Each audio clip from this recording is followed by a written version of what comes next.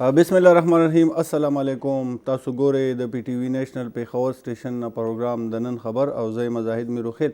ګرانو کتونکو، د معمول په شانته چې کوم تیر شوي 12 غنټو کې او مخکې چې اوس کوم را روان صورتحال دی په هغې باندې به خبرې کوو. کوم خبرونه چې راغلي په هغې به وړه تجزیه کوو. زموږ وزیر اعظم صاحب د ملک نه بار دی، په دوره باندې تللی، 2 ورځې به هغه په انګلینډ کې وي. نن خبر راغلی چې هغه په انګلینډ کې په لندن کې خپل کور ته رسېدلی دی. 2 ورځې به هلته تېري او بیا به ځي د هغه ځای نه امریکې ته. په امریکې کې د اقوام متحده جنرال اسمبلي چې کومه ده هغې ته به خطاب کوي، چونکې دا اجلاس دی او په ایجنډه باندې دې پهله بیا هم د کشمیر مسله چې دا په سر د دغه شانته نور چې کوم ملکی او ورسره پاکستان سره تړلي خبرونه دي په هغې به هم تجزیه کوو. وزیر اعظم صاحب چې کوم دی زموږ هغه چونکې په امریکا کې د جنرال اسمبلی اجلاس دی د اقوام متحده، او د اجلاس لپاره چې کوم دی پاکستان نه زموږ وزیر اعظم صاحب ورسره زموږ وزیر خزانه صاحب او دغه شانته زموږ وزیر اطلاعات او نشریات عطاالله تارړ صاحب چې کوم دی دی تللی دي او دی به هلته چې دی په دغه اسمبلی کې چې جنرال اسمبلی چې کومه ده هغې کې به شرکت کوي. ظاهره خبره ده په دنیا کې چې کوم اوس صورتحال روان دی، په یو طرف ته د روس او د یوکرین جنگ روان دی، بل طرف ته د اسرائیل او د غزا صورتحال دی، او دغه شانته د کشمیر صورتحال چې هندوستان چې کوم آرټیکل 370 ختم کړی دی د ګذشته 4 کالو نه، او هلته چې کوم صورتحال دی په کشمیر کې په هغې به هم خبره کوي. زموږ هر حکمران چې دی هغه چې کله ځي جنرال اسمبلی ته خطاب کوي، نو ظاهره خبره ده د اقوام متحده د 1 درجن نه زیات داسې قراردادونه موجود دي چې په هغې کې د کشمیر د حق خود د ارادیت چې کوم دی د هغې خبره کیږي او د هغې د ازادۍ خبره کیږي. نو دغې دپاره زموږ هر یو چې که زموږ صدر مملکت ځي او که زموږ وزیر اعظم ځي او یا که زموږ نور سفیران مندوبین یا نور کم اهم چارواکي دي دا چې ځي، نو دا کشمیر چې کوم نه زموږ همیشه په ایجنډه باندې شامل دي. دغه شان د دنیا د نور ملکونه چې دي په دې به هم مسلې چې کومې دي په دې باندې به خبرې کوي. چونکې اول وزیر اعظم صاحب لندن ته تللی دی، د لندن نه بیا چې کوم دی هغه به روانیږي او هغه به ځي امریکې ته. لندن کې چونکې د هغې کور دی نو هغې خپل هلته به ظاهره خبره ده هلته به انتظار کوي، ویټ به کوي او بیا به د هغه ځای نه اوچتېږي امریکې ته به ځي. دغه شانته چې کوم اوسه پورې ایجنډا د پاکستان د چارواکو د طرفه مخې ته راغلې ده، نو په هغې کې به د فلسطین مسله چې دا په غزا کې چې کوم صورتحال دی په هغې به هم چې کوم دی وزیر اعظم صاحب خبره کوي. دغه شانته زموږ نور دوست ملکونه چې کوم دي هغې وخت په وخت باندې د پاکستان د امداد او پاکستان کې چې کوم اصلاحات دي په بعضو شعبو کې د هغې حوالې سره چې کوم هغې خبرې کړي دي او کوم اعلانات یې کړي، نو ظاهره خبره د هغې حوالې سره هم خبره کېږي. او جنرال اسمبلی یوازې خطاب نه، دلته د دنیا د ټولو ملکونو چې کوم د اقوام متحده ممبران دي دا راځي، د دې نمایندګان راځي، وزیر اعظمان راځي، وزیر خارجه او دغه شانته نور اهم چارواکي چې دي هغه راځي. نو دغلته ډېر ملاقاتونه چې کوم دي دا وشي نورو خلکو سره، نورو ملکونو سره، او دې سره دا فایده وشي چې یو بل سره د یو بل ملکونو د ملاتړ او دغه شان د نوې منصوبو شروع کولو او د سکیمونو شروع کولو هم دغه ځای کې یو امکاني چې هغې په هغې باندې خبرې وکړي. نو یوازې جنرال اسمبلی ته خطاب نه بلکې نور هم هلته ډېر مصروفیات دي د وزیر اعظم صاحب. څنګه چې ما تاسو ته وویل چونکې وزیر خزانه صاحب هم هلته اورنګزیب صاحب به هغې سره دوره کې شامل وي، نو چې زموږ کوم آی ایم ایف سره خبرې روانې دي، نو دا هم امکان دی چې کوم زموږ دوست ملکونه دي اسلامي یا نور چې کوم زموږ ملکونه دي چې کوم پاکستان سره مدد کوي، ملاتړ کوي، نو کیدای شي چې هغې په دې هکله باندې هم پیشرفت وکړي او د پاکستان سره چې کوم هغې د ملاتړ وعدې کړي هغه پوره کړي. ګرانو کتونکو، بل خبر چې دی زموږ چونکې ګاونډي ملک چین دی، زموږ دوست ملک دی، هغې په سینکیانګ کې څه وخت کې د هغې یو صوبه ده سینکیانګ، په هغې کې دغه شانته ډېرې بې امني وه، مسله راغلې وه. هغې څنګه په هغې باندې کنټرول راوستی دی. په دې هکله باندې زمونږ وزیر داخله محسن نقوي صاحب چې کوم دی دا ویلي دي چې یاره مونږ د چین د دغې تجربې نه مونږ هم چې دی هغه استفاده کول غواړو، مونږ مدد اخیستل غواړو چې په کومه طریقه باندې هغې دغلته صورتحال چې کوم دی دا کنټرول کړو. دغه شانته د منشیات او د اصلې د سمګلینګ او د اصلې د استعمال د منشیات د استعمال د حوالې سره د چین چې کوم قوانین دي یا د هغې پالیسیانې دي هغه ډېرې زیاتې سختې دي. پاکستان دا هم زمونږ وزیر داخله صاحب چې کوم دی هغې دا دغه ظاهره کړې ده چې یاره که مونږ دغې سلسله کې هم د دغه چین چې کوم تجربات دي چې په کومه طریقه باندې هغې منشیات کنټرول کړي دي یا اصله کنټرول کړې ده، که مونږ وګورو په دنیا کې د ټولو نه غټې آبادیانې چې کوم دي او نن سبا هندوستان د دنیا د ټولو نه غټه آبادي ده، او بیا که مونږ وګورو ډېر وخته پورې چین چې کوم هغه پیله نمبر باندې اوس هغه په دویم نمبر باندې دی. د دې دومره غټ ملک دومره غټ آبادي 1.5 ارب آبادي چې د پاکستان تقریبا ډېرې پیرې پاکستان 9 چنده د پاکستان نه زیات آبادي ده، خو که مونږ هلته وګورو نو د امن او امان صورتحال چې کوم دی هغه هلته ډېر کنټرول دی. نو همدغه شانته کومو ملکونو چې تجربې کړي او هغه کامیاب شوي په کوم دغه کې، نو نور ملکونه چې کوم دي د نړۍ نور ملکونه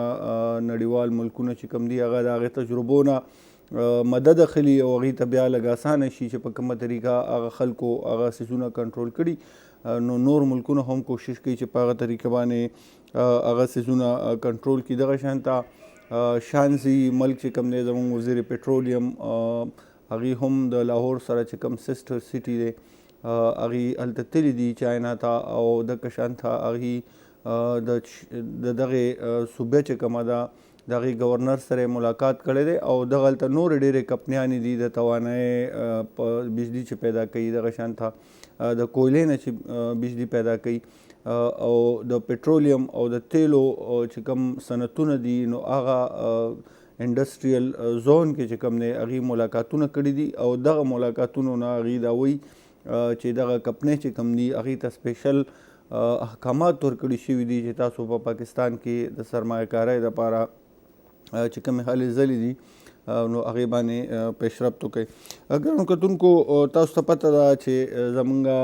ګورنر صاحب او وزیر اعلی صاحب نه صرف د یوې ضلعې دي بلکې یو حلقې سره هغه تعلق ساتي، او د الیکشن کې هم هغه یو بل ته مد مقابل ولاړو. د هغې نه پس چې کله ګورنر صاحب فیصل کونډي صاحب چې کوم دی فیصل کریم کونډي صاحب ګورنر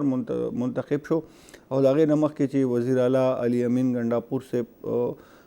وزیر اعلی منتخب شو، نو د هغې نه پس د دې دواړو غټو کورونو چې کوم دی د دې دواړو کورونو فاصله چې کومه ده د ګورنر هاوس ته او د وزیر اعلی هاوس به مشکله تقریبا ډېره لږه غونډه کې 1 فرلانګ نه هم کمه فاصله ده، خو دلته چې کوم اختلافات دي د دواړو کورونو هغه ډېر زیات شدید دي. یو داسې موقع نه راځي هر ورځ هر دویمه ورځ باندې چې یا د وزیر اعلی هاوس نه څه داسې سټیټمنټ جاري شي چې په هغې باندې ګورنر صاحب خفه شي، او دغه شانته ګورنر صاحب د طرف نه بعضې ټایم چې کوم بیانات یې هغه جاري شي نو هغه وزیر اعلی هاوس چې کوم دی په هغې باندې هغه خفه شي، او دا چې کوم جوابي حملې او جوابي حملې دا جاري دي د 3-4 میاشتو نه، او د دې څه فایده چې کومه ده عوامو ته نه روځي، خو بهرحال دواړه زموږ مشران چې کوم دي هغه دې کې ښه مصروف دي. اوس چې کوم دی بیا یو فیصل کونډي صاحب چې کوم دی یو بیان ورکړی دی چې صوبایي حکومت چې دی دا د امن و امان په قیام کې ناکامه شوی دی. بیا هغې مخکې وایي چې دا سیاسي یتیمان دي او دوی سره هېڅ قسمه څه د ترقۍ لاره یا داسې څه منصوبه چې کوم دی هغه نشته دی. بیا هغې دا هم یو خبره کړې ده چې څنګه د افغان کونسل خانې مشران چې کوم دي هغې چې په د 12 ربیع الاول په ورځ باندې چې کوم تقریب په سرکاري سطح باندې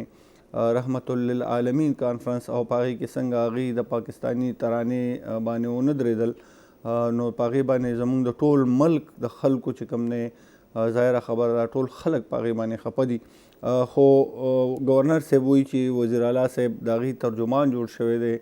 او هغې چې کوم سټیټمنټ ورکړی نو بجای د دې چې وزیر اعلی صاحب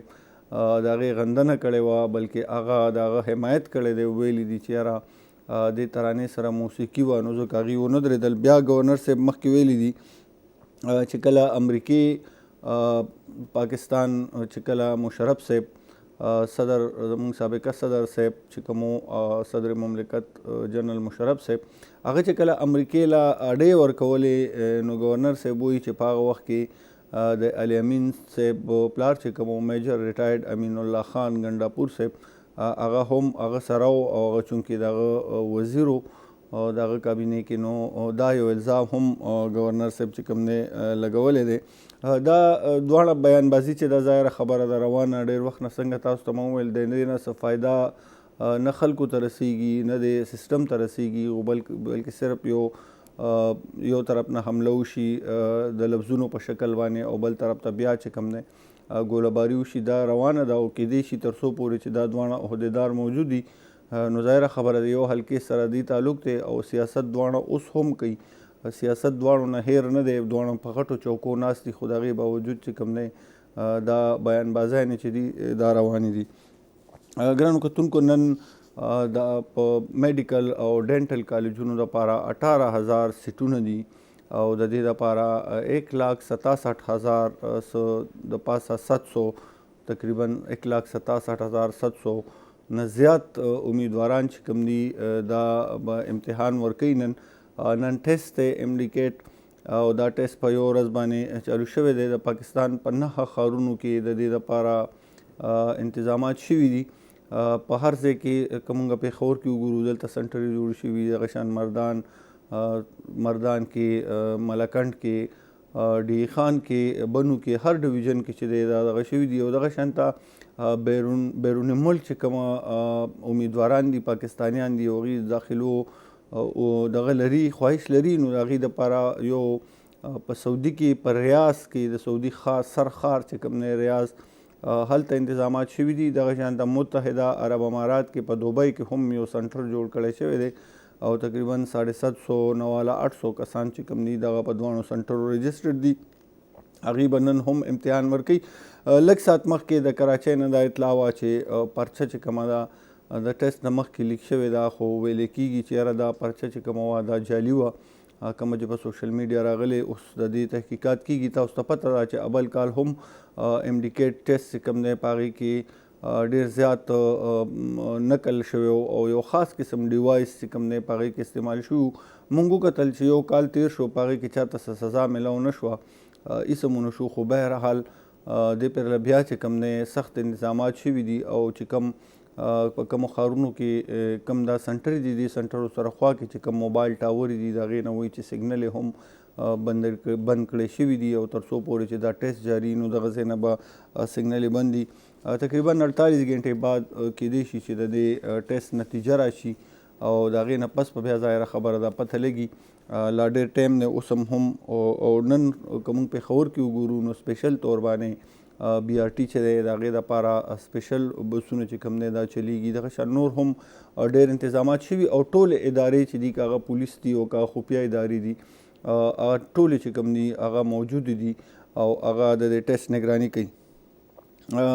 ګرانو کتونکو تاسو ته پته ده بجلۍ قیمتونه ډېر زیات دي چونکې بجلۍ په فرنسایل او په پټرولو باندې جوړیږي نو د هغې د وجې چې کوم زمونږ په اوبو باندې چې کومه بجلي جوړیږي د منګلا ډیم نه، توربیلې ډیم نه، دغه شانته زمونږ نور چې کوم ډیمونه دي د هغې نه ورسک ډیم نه د هغې نه چې کومه بجلي جوړیږي نو هغه هم موږ ته ګرانه پرېوځي. حکومت دا ویلي دي چې یاره 15 IPPs چې کوم دي کوم چې دا بجلي جوړوي د فرنسایلو نه یا د پټرولو نه دا موږ بند کړو نو که دا بند کړی شي نو ظاهره خبره ده چې د دې به ډېره غټه فایده چې دا عوامو ته روځي او د بجلۍ قیمتونو باندې فرق راشي. ګرانو کتونکو خپل خیال ساتئ، د چار چاپېر خلکو خیال ساتئ، د خپل ځان خیال ساتئ او ما ته اجازت راکړئ. الله پامان.